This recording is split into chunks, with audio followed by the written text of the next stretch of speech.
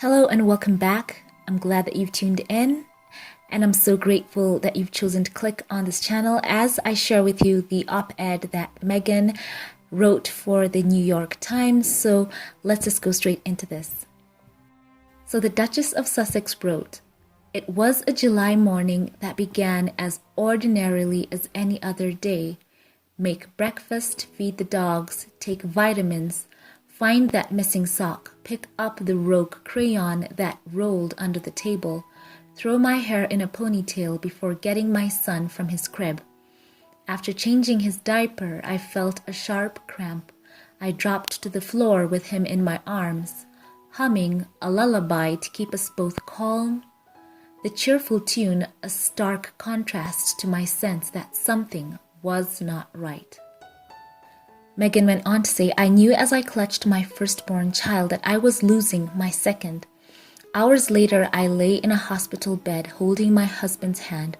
I felt the clamminess of his palm and kissed his knuckles, wet from both our tears, staring at the cold white walls. My eyes glazed over. I tried to imagine how we'd heal. I recalled a moment last year when Harry and I were finishing up a long tour in South Africa. I was exhausted. I was breastfeeding our infant son, and I was trying to keep a brave face in the very public eye. 'Are you okay?' a journalist asked me. I answered him honestly, not knowing that what I said would resonate with so many, new moms and older ones, and anyone who had in their own way been silently suffering. My off-the-cuff reply seemed to give people permission to speak their truth, but it wasn't responding honestly that helped me the most. It was the question itself. 'Thank you for asking,' I said. 'Not many people have asked if I'm okay.' Sitting in a hospital bed watching my husband's heart break as he tried to hold the shattered pieces of mine, I realized that the only way to begin to heal is to first ask, 'Are you okay?' Are we?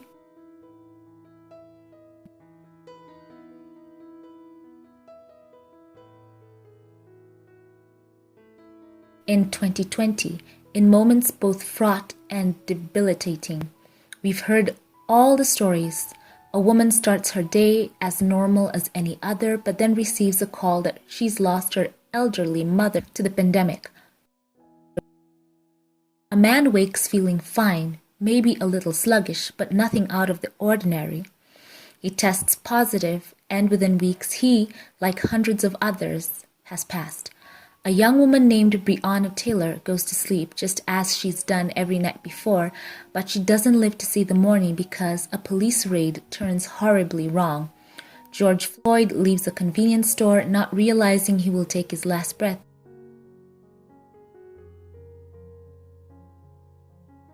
Peaceful protests become violent. Health rapidly shifts to sickness. In places where there was once community, there is now division. On top of all this, it seems we no longer agree on what is true.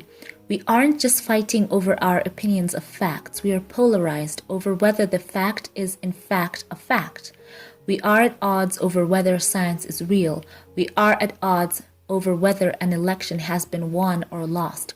We are at odds over the value of compromise. That polarization, coupled with the social isolation required to fight this pandemic, has left some feeling more alone than ever. When I was in my late teens, I sat in the back of a taxi, zipping through the busyness and bustle of Manhattan.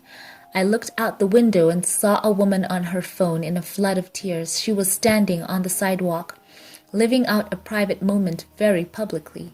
At the time, the city was new to me, and I asked the driver if we should stop to see if the woman needed help. He explained that New Yorkers live out their personal lives in public spaces. We love in the city, we cry in the street. Our emotions and stories there for everybody to see. I remember him telling me, "Don't worry, somebody on that corner will ask her if she's okay."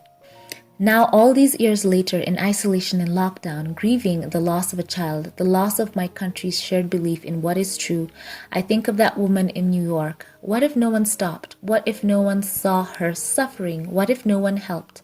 I wish I could go back and ask my cab driver to pull over. This, I realize, is the danger of siloed living where moments sad, scary, and sacrosanct are all lived out alone. There is no one stopping to ask, "Are you okay?" Losing a child means carrying an almost unbearable grief experienced by many but talked about by few. Meghan went on to say, "In the pain of our loss, my husband and I discovered in a room of 100 women, 10 to 20 of them will have suffered from miscarriage. Yet, despite the staggering commonality of this pain, the conversation remains taboo, riddled with unwarranted shame, and perpetuating a cycle of solitary mourning. Some have bravely shared their stories. They have opened the door, knowing that when one person speaks truth, it gives license for all to do the same. We have learned that when people ask how any of us are doing, when they really listen to the answer with an open heart and mind, the load of grief often becomes lighter. In being invited to share pain together, we take the first steps towards healing. So this Thanksgiving, as we plan for a holiday unlike any before, many of us separated from our loved ones, alone, sick, scared, divided, and perhaps struggling to find something, anything, to be grateful for, let us commit to asking others, "Are you okay?" As much as we may disagree, as physically distanced as we may be, the truth is that we are more connected than ever because of all we have individually and collectively endured this year. We are adjusting to a new normal where faces are concealed by masks, but it is forcing us to look into one another's eyes, sometimes filled with warmth, other times with tears.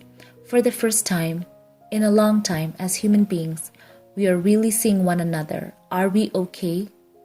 We will be.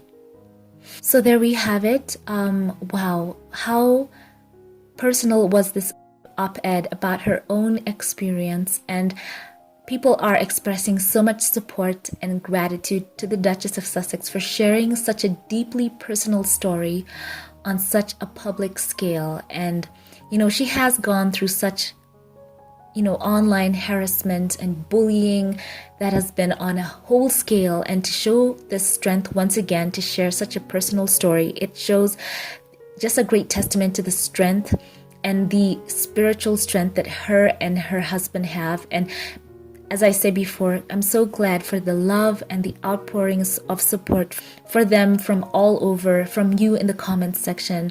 I know that they do get the feedback from their teams, as they chart their way forward. And I do hope that they feel that love and support. So share with me your thoughts about all this in the comment section below. And before we log off, I would like to say thank you to my Patreon supporters. Thank you for choosing to support my channel. And I'm so grateful to you. For those of you who like and subscribe, I appreciate you so very much.